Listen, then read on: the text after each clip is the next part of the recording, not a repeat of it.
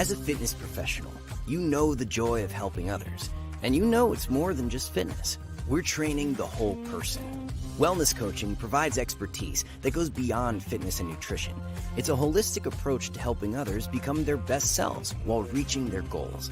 To us, there's no greater joy than that. Join the fitness leader. Become a fitness leader. Become a certified wellness coach. Go to nasm.org/wellness.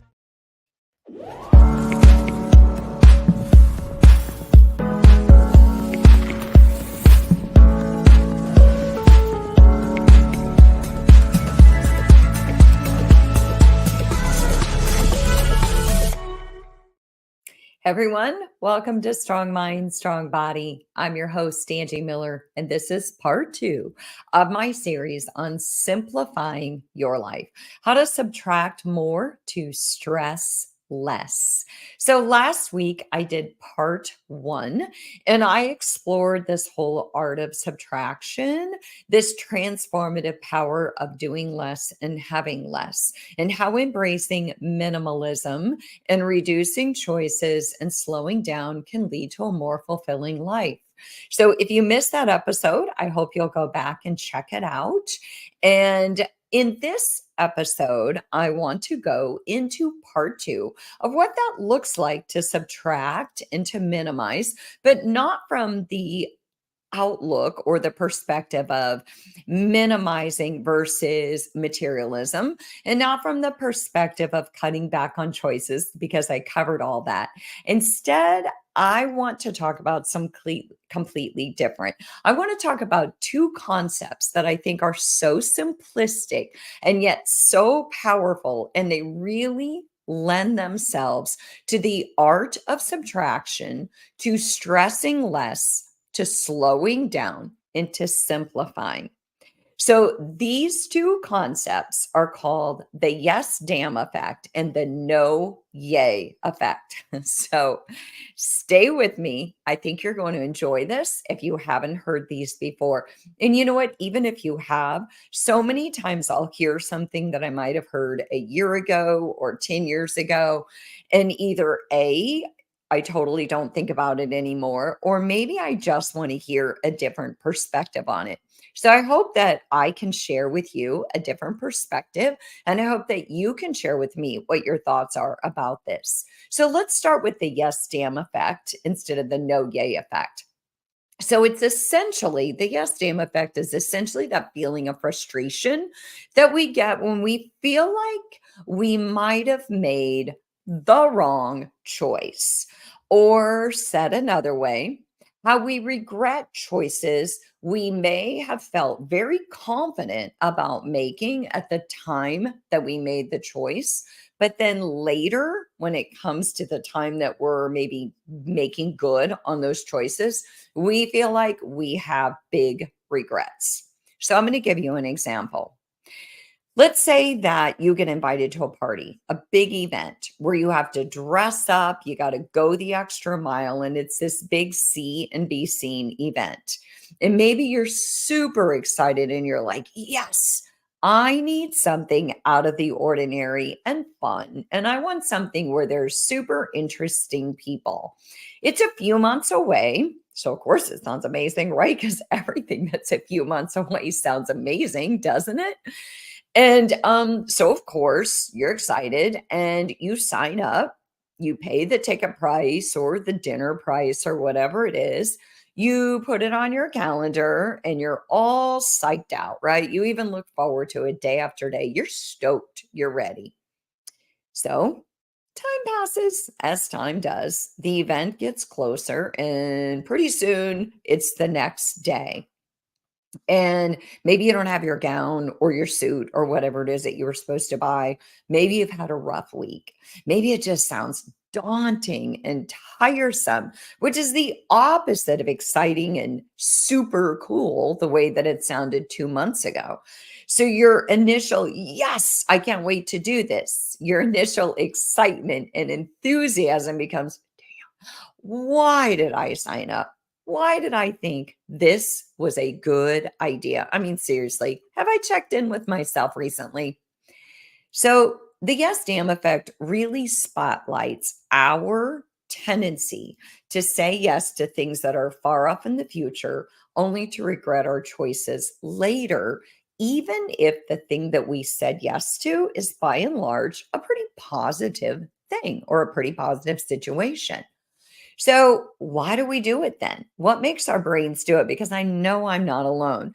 I know I just talked about this with a friend the other night, how I had said yes to this big weekend, and then it kept getting closer and closer. And I was like, oh my gosh, why did I say yes to going away this weekend? I've been traveling so much. But at the time, it sounded amazing. And that's really what inspired me to look this up because I'm like, I know I am not the only one who has these regrets. I deal with clients every day who have these regrets. But I honestly had never heard of it in this terminology or heard this used before.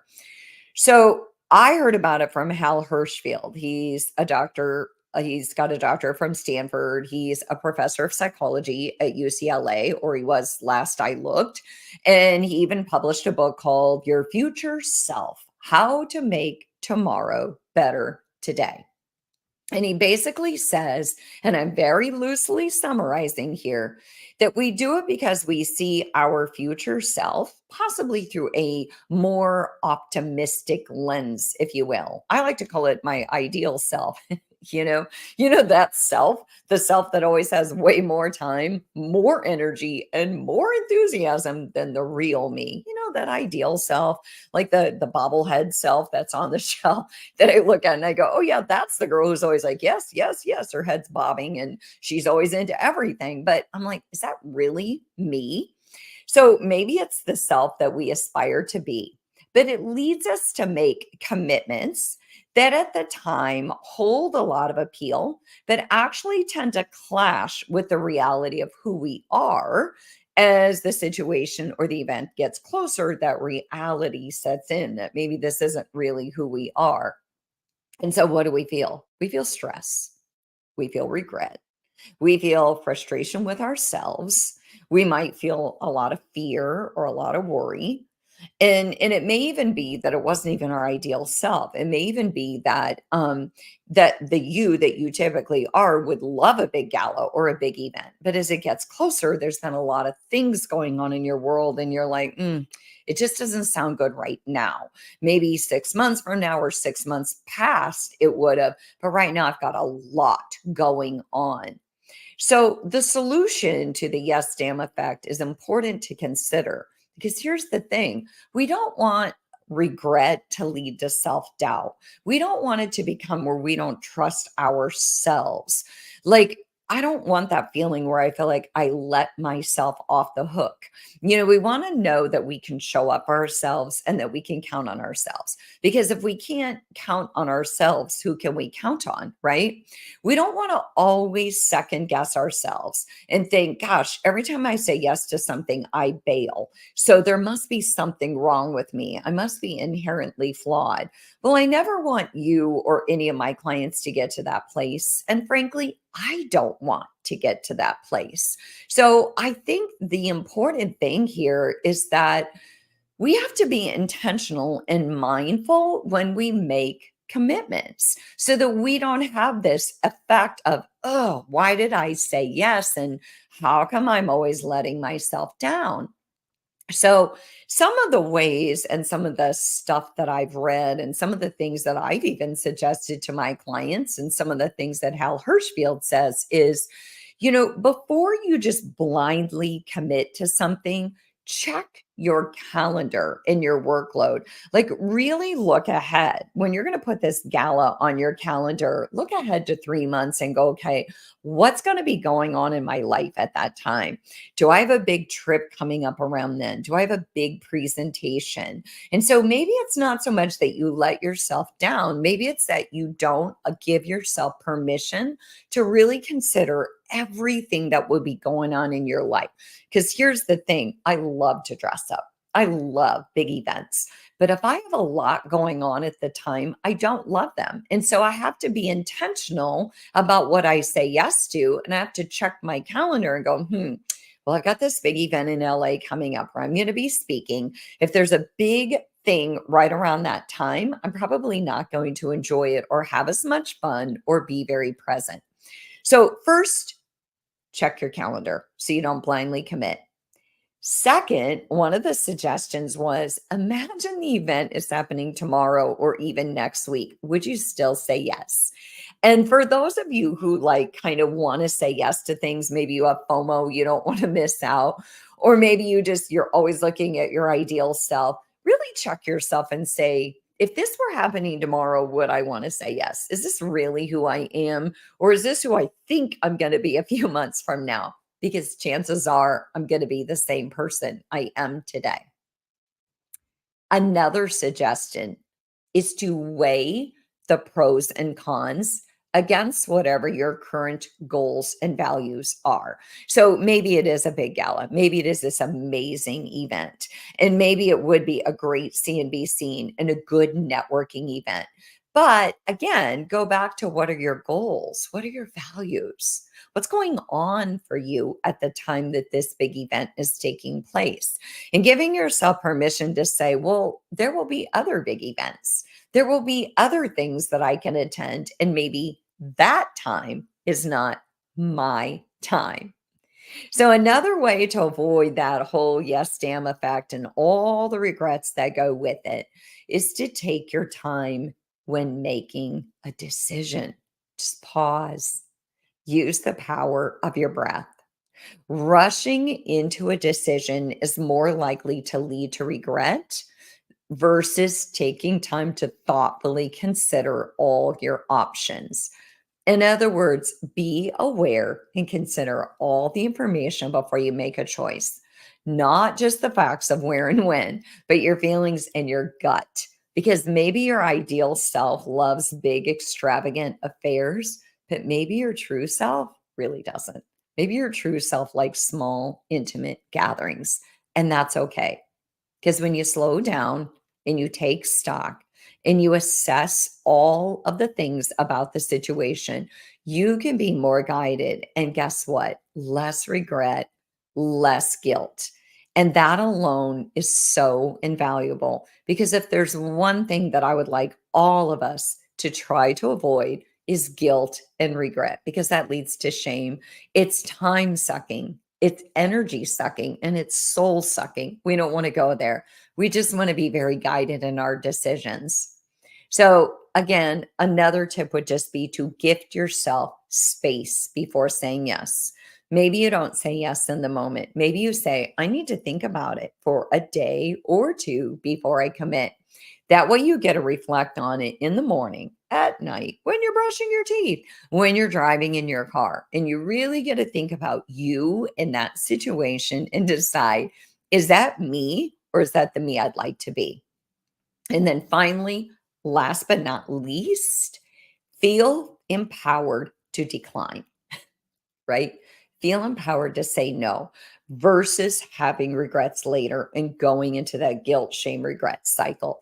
Give yourself permission to honor that it may not be the right time or just the right event. Life changes. So, worst case scenario, something comes up, you didn't say no, you decide it's not going to be your time or the time to do it. Give yourself permission to change gears too. It doesn't mean you're always going to do it. It just means you have to adapt to whatever's going on in your life. So the moral of the story, that whole yes damn effect tends to stem from this aspirational identity or this person that we aspire to be, our ideal or future self. You know, that self with endless energy and an infinite bandwidth of time. But really compare that with who are you at your core self? Because that's the you need to be true to. So I just want to reintroduce myself. I'm Angie Miller. This is Strong Mind, Strong Body. This is part 2 on my series of simplifying your life, the art of subtraction so that you can stress less.